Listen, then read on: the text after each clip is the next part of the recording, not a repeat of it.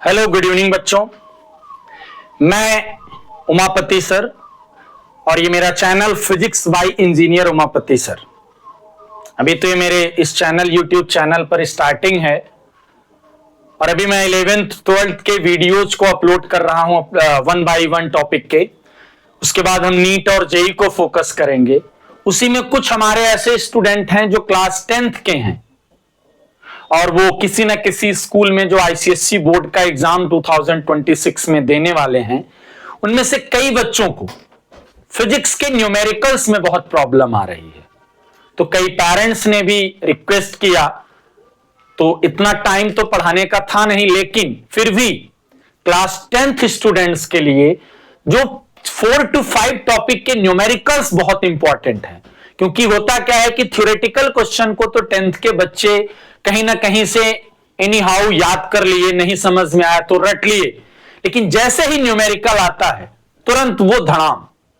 Numerical आते ही वो समझते हैं कि फिजिक्स बहुत टफ है और यही डर, यही प्रॉब्लम उनको क्लास 11th में एक बहुत बड़ी समस्या के सामने लाके खड़ा कर देता है। तो क्लास 10th से ही अगर फिजिक्स को समझना कि न्यूमेरिकल्स को कैसे करना है, मतलब हर न्यूमेरिकल रटना नहीं है, हम कॉन्सेप्ट को अगर पकड़ लें तो न्यूमेरिकल ऑटोमेटिकली सॉल्व हो जाएगा। क्योंकि न्यूमेरिकल बहुत आसान होता है फिजिक्स का with respect to mathematics. Maths के क्वेश्चन में प्रॉब्लम आ सकती है, हर स्टेप में बदल जाएगा, लेकिन फिजिक्स में बेटा ऐसा नहीं होता। लेकिन बच्चों की रिवर्स प्रॉब्लम होती है, वो मैथ्स तो सॉल्व करते हैं लेकिन फिजिक्स का न्यूमेरिकल आते ही पेन पेपर रख के सरेंडर, आई कॉन्ट डू। तो यहीं से आपको अपनी आदत को इंप्रूव करना है, अदरवाइज 11th 12th नीट और जेई आपके सामने एक बहुत बड़ा पहाड़ रूपी समस्या बन के खड़ा हो जाएगा।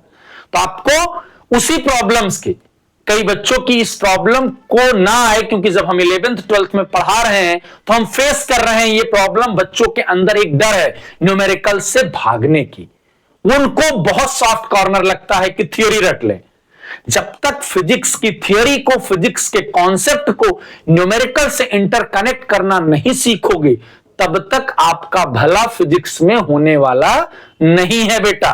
तो उसी प्रॉब्लम्स को ना रिजनरेट हो किसी बच्चे में, उस प्रॉब्लम को सॉर्ट आउट करने के लिए मेरे मन में विचार आया कि मैं अपने चैनल पर चारों पांचों टॉपिक का जो भी है, जैसे फोर्स, मोमेंट, वर्क, एनर्जी, पहले चैप्टर के न्यूमेरिकल्स का 2 वीडियो डालूंगा, एक मोमेंट वाले पोर्शन का और एक वर्क एनर्जी वाले पोर्शन का।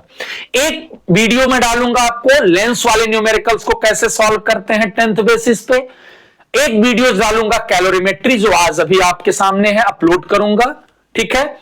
और एक वीडियो डालूंगा आपका इलेक्ट्रिसिटी, जिसमें current resistance combination, heat energy and power potential difference का है। तो मैंने सोचा है कि 4 से 5 वीडियोस डालूंगा और बेटा ज्यादा नहीं, ये 4 से 5 वीडियोस आप देख लीजिए। मैं गारंटी लेता हूं आईसीएसई के पेपर जो 2026 में आएगा, आपकी थियरी गलत हो सकती है, आपके रीजनिंग बेस्ड क्वेश्चन गलत हो सकते हैं, लेकिन न्यूमेरिकल गलत होने का चांस 0%। इसके लिए आपको मेरे पे ट्रस्ट करना है और पूरा वीडियो देखना है। उसके बाद आप पीवाईक्यू सॉल्व करिए, पिछले पेपर्स को सॉल्व करिए। अगर क्वेश्चन ना सॉल्व हो जाए तो आप बताइए, 100% न्यूमेरिकल सॉल्व होने वाला है। तो कैलोरीमेट्री, मैं पूरी थ्योरी नहीं पढ़ाने वाला हूं, ये दिमाग में ना बैठाना कि 4 घंटे में सर कह रहे हैं पूरी फिजिक्स पढ़ा देंगे। अगर आपको भी याद हो तो 10th की फिजिक्स में force, moment, work, energy, lens, current, electricity, calorimetry के अलावा किसी टॉपिक में न्यूमेरिकल नहीं है। चाहे वो मैग्नेटिज्म वाला टॉपिक हो, चाहे वो रेडियो एक्टिविटी का हो, साउंड में एक फार्मूले का न्यूमेरिकल है, उसको आप आसानी से कर सकते हो, velocity, wavelength, frequency, time period, या फिर आपका लेंस का भी जो छोटा मोटा टॉपिक है, मशीन है, इन सब का न्यूमेरिकल नहीं आता है। थियरी, रीजनिंग बेस और एप्लीकेशन बेस्ड क्वेश्चंस आते हैं, तो उनको आपने पढ़ा होगा। अगर उसमें भी डाउट होगा तो नीचे दिए हुए नंबर्स पर हमें मैसेज करना, उसके भी वीडियोस हम प्रोवाइड करा देंगे। तो अभी के लिए हम आज कैलोरीमेट्री पढ़ते हैं, कैसे न्यूमेरिकल सॉल्व करेंगे उसके लिए पहले छोटा सा हम आपको कंटेंट बताएंगे 5 मिनट का। आफ्टर दैट हम न्यूमेरिकल्स को सॉल्व करेंगे 5 to 10 जितने भी हमसे हो सकते हैं। हम हर टाइप के कुछ ना कुछ न्यूमेरिकल सॉल्व करेंगे, आप उनको देखिए कैसे सॉल्व करते हैं और सिमिलर मेथड अप्लाई करके आप 10 to 20 न्यूमेरिकल सॉल्व करिए। उसके बाद आपको ऑटोमेटिकली कॉन्फिडेंस आ जाएगा। सबसे पहला इसमें जो हम पढ़ेंगे बेटा हीट, तो हम आपको पहले बता दी, पूरी थियरी नहीं पढ़ाने वाला हूं आपको, बस हम न्यूमेरिकल के लिए अप्रोच बता रहे हैं।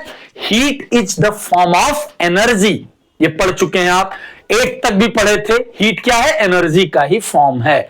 हम यहां पर सिर्फ ये देख रहे हैं हीट को किससे डिनोट करेंगे? It is denoted by capital Q.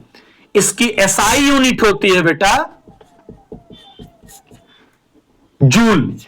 Other unit system में अगर हम इसकी यूनिट देखेंगे तो कैलोरी, और कैलोरी को जब एसआई यूनिट में कन्वर्ट करेंगे तो 1 calorie is equal to 4.18 joule, या हम इसको अप्रोक्सीमेटली कर देंगे तो 4.2 जूल। कितना आ जाएगा? 4.2 जूल। क्योंकि हम हर न्यूमेरिकल को कॉन्सेप्ट यही लेके चलते हैं कि हमारा न्यूमेरिकल किसमें सॉल्व होगा? एसआई यूनिट में। क्योंकि बाकी के सारे गिवन अगर एसआई यूनिट सिस्टम में गिवन है तो हमें उसी में सॉल्व करना पड़ता है। ठीक है, हमें एसआई यूनिट में ही सॉल्व करना पड़ेगा बेटा। ठीक है, अब आगे की बात बहुत ध्यान से समझना। आपके पूरे फिजिक्स में, आप ही के नहीं, आप आगे के सीनियर क्लास में भी चलेंगे तो हीट को यूज करने का 2 ही मेथड है। या तो किसी भी फ्लूइड का, सॉलिड का, गैस का, किसी का भी, या तो हम टेम्परेचर इंक्रीज करते हैं या टेम्परेचर डिक्रीज करते हैं। कहीं पर भी अगर हमें टेम्परेचर इंक्रीज और डिक्रीज मिले, यानी टी से टेम्परेचर, बेटा कैपिटल टी तभी होता है जब टेम्परेचर डिग्री केल्विन में हो, स्मॉल टी होता है जब डिग्री सेंटीग्रेड में हो। तो हम टेम्परेचर को इंक्रीज करें या डिक्रीज करें, दोनों कंडीशन है, तो वहां पर तुरंत जो हीट एनर्जी यूज होगी that is called specific heat capacity, और उसका फॉर्मूला होता है बेटा Q is equal to MC delta T। और अगर हम फेज चेंज की बात करें, सॉलिड से लिक्विड, लिक्विड से गैस, या गैस से लिक्विड, लिक्विड से सॉलिड, अगर कहीं भी फेज चेंज हो रहा है देन जो हम हीट यूज करेंगे ML, यानी लेटेंट हीट।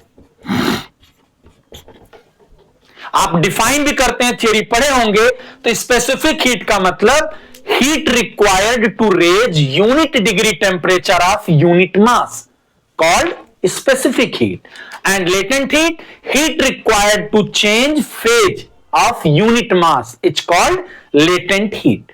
बाकी की थियरी आप हीट कैपेसिटी पढ़ेंगे, स्पेसिफिक हीट कैपेसिटी पढ़ेंगे, मोलर हीट कैपेसिटी पढ़ेंगे, ऐसा कुछ नहीं है, आप थियरी पढ़ लेंगे। हम न्यूमेरिकल की बात कर रहे हैं, हमारे पास सिर्फ 2 फार्मूला पूरे चैप्टर में, Q is equal to ML and Q is equal to MC delta T।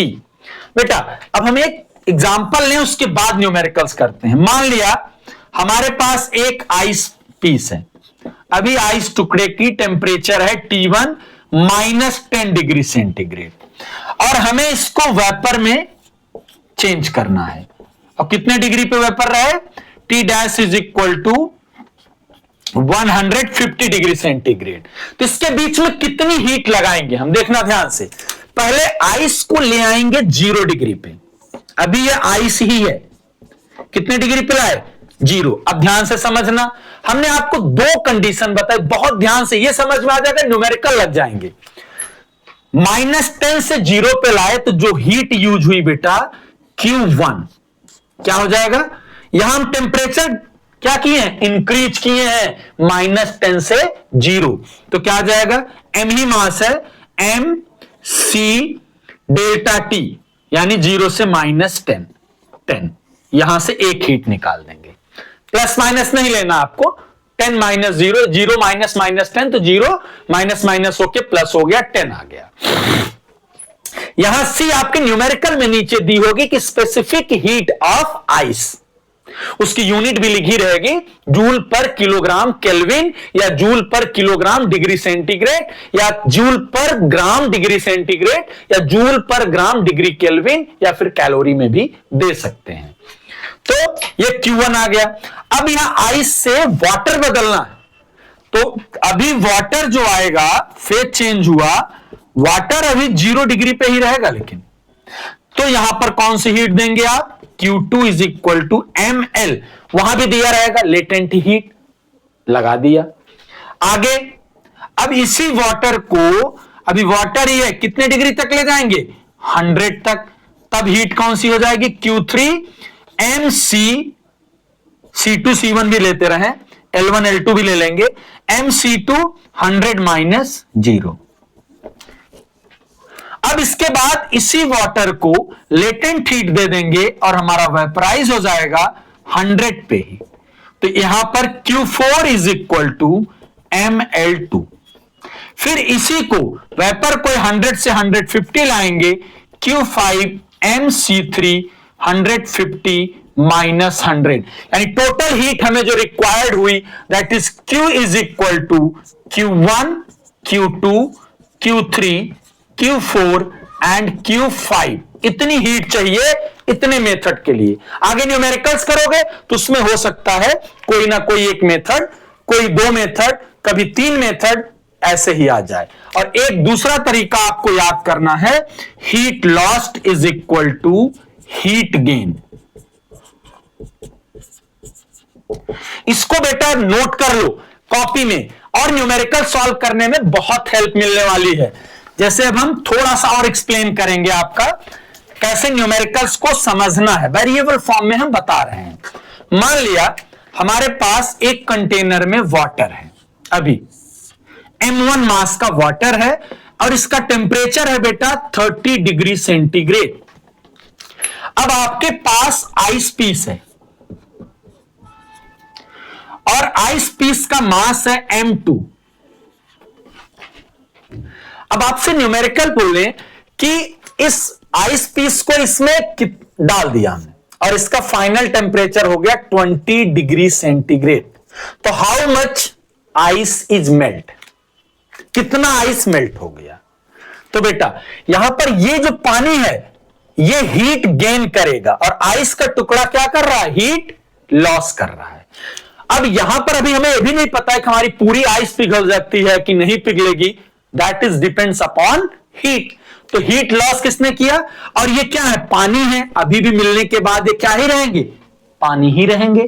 तो इनकी क्या हो गई heat, m1 c1 delta T, यानी 30 से किस पे आ गए, 20 पे, 30 माइनस 20 इज इक्वल टू, अब हमारा बर्फ यहां मेल्ट हुआ, कितना मेल्ट हुआ, m डैश l दिया रहेगा, m डैश l।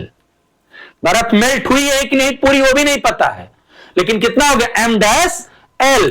यहां से m डैश की वैल्यू निकल जाएगी। न्यूमेरिकल ऐसे ही है। अब हम कुछ क्वेश्चंस को भी देखते हैं। बेटा ये 2 न्यूमेरिकल हैं, एक 2022 का है और एक 2016 ICSE बोर्ड का है। पहला न्यूमेरिकल है, a metal piece of mass 420 gram present at 80 degree centigrade is dropped in 80 gram of water present at 20 degree centigrade in a calorimeter of mass 84 gram.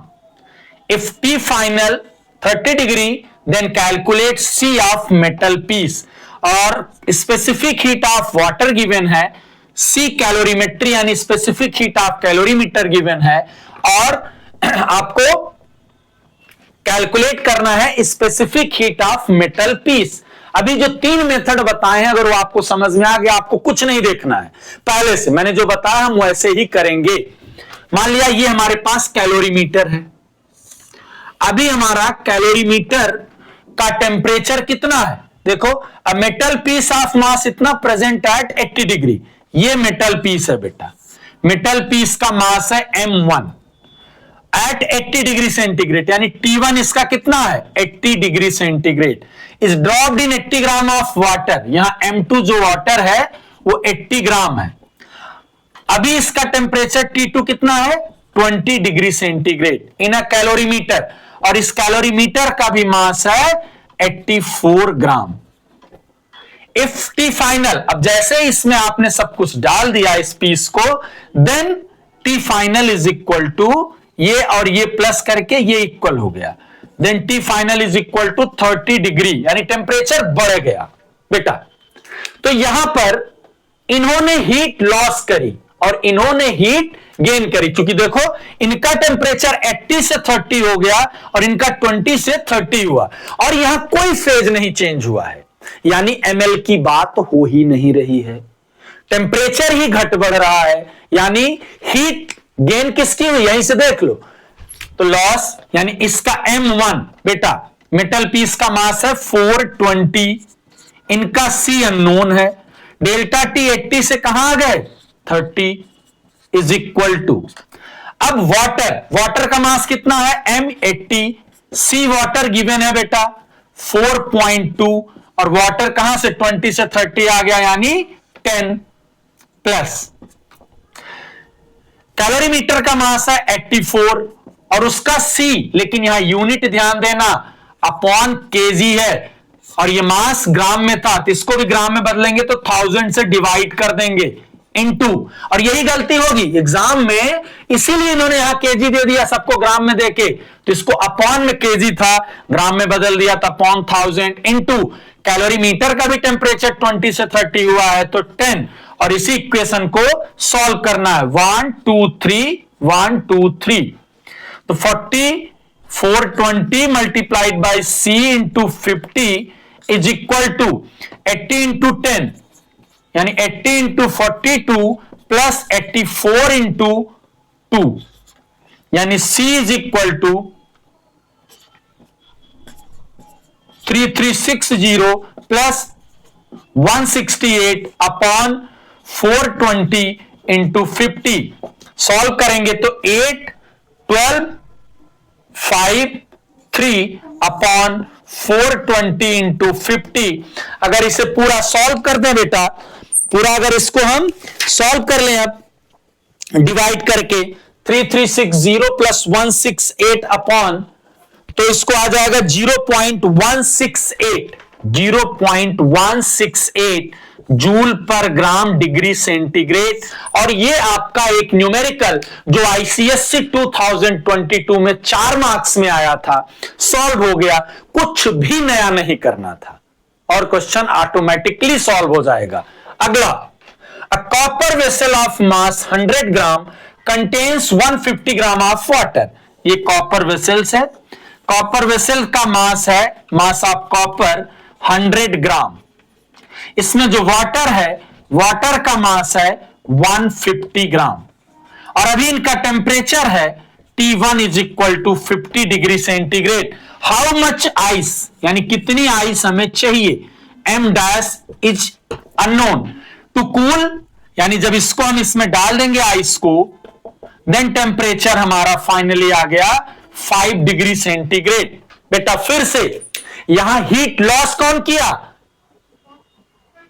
Copper vessels और water, क्योंकि उनका temperature 50 से कहां आ गया 5, और किसी ने फेज नहीं चेंज किया है, दोनों ने क्या चेंज किया है, टेम्परेचर चेंज किया है, यानी स्पेसिफिक हीट, और दोनों की हीट प्लस ml, क्योंकि आइस तो मेल्ट होगी ना, तो आइस ने मेल्ट हो गई, देखिए तो आइस मेल्ट यानी M dash L is equal to इनका किसका, वाटर का 150 ग्राम में है, यहां भी ग्राम में ही दिया है 4.2, टेम्परेचर 50 से 5 यानी 45 प्लस, और आपका कॉपर वेसल का मास है 100 ग्राम, और C इसका भी दे रखा है 0.4, इनका भी टेम्परेचर 50 से 5 45, M डैश आपका सॉल्व हो गया 150 4.2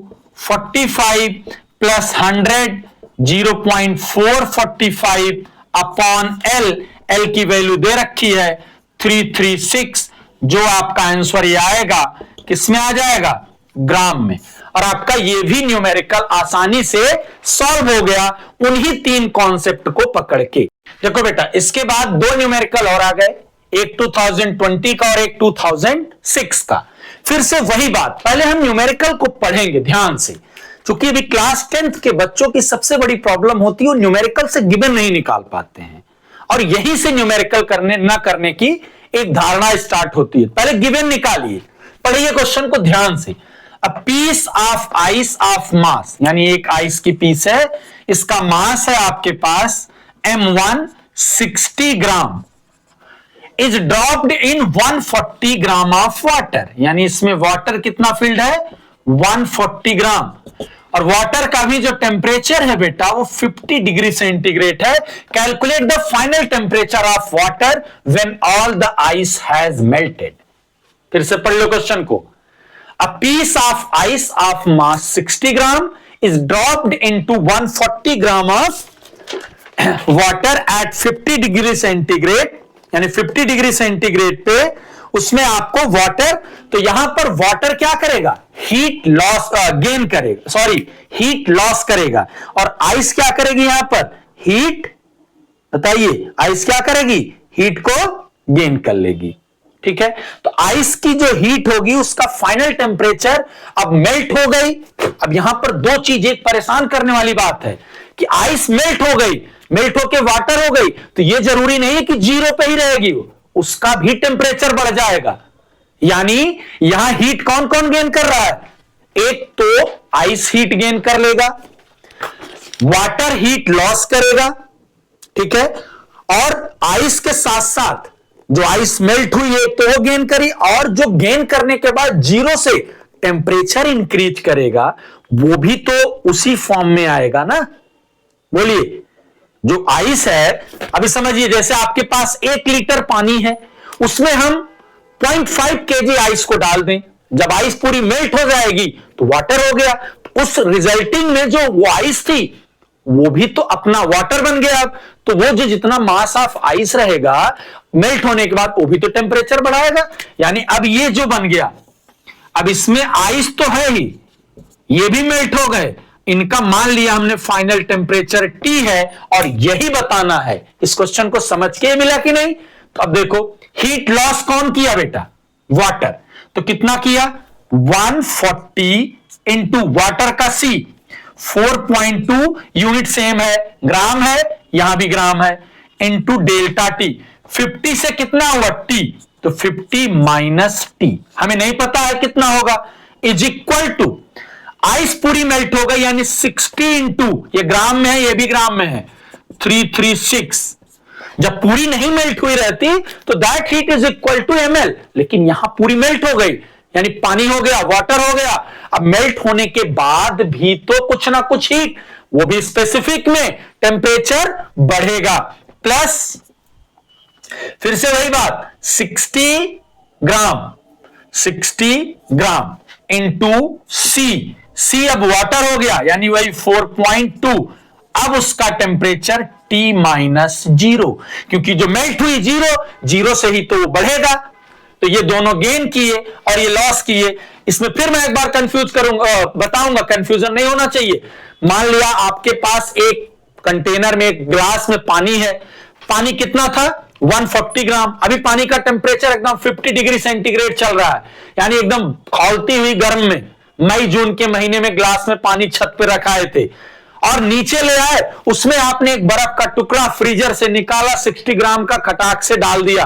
थोड़ी देर के बाद आपने देखा ग्लास में जो पानी था उसका टेम्परेचर हो गया T डिग्री सेंटीग्रेड। वही हमें बताना है कि थोड़ी देर के बाद जब पूरी बर्फ मेल्ट हो जाएगी तो ग्लास के पानी का टेम्परेचर कितना होगा, बात समझे?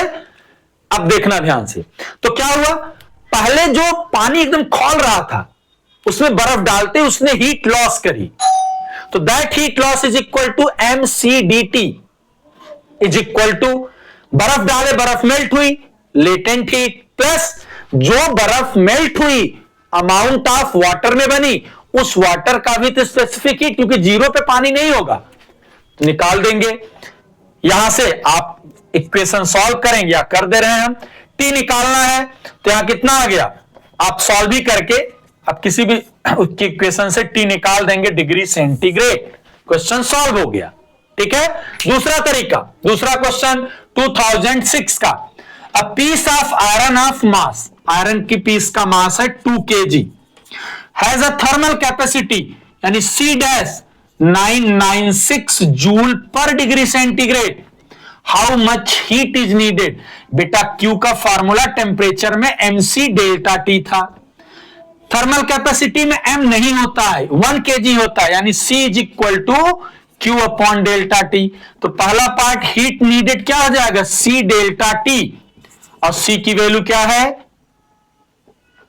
996 C डैश यानी, एंड डेल्टा T कितना डिग्री 15, सॉल्व कर दिया, हीट रिक्वायर्ड आ गया। दूसरा हीट कैपेसिटी, तो Q is equal to MC delta T, तो यहां से C is equal to Q upon M delta T।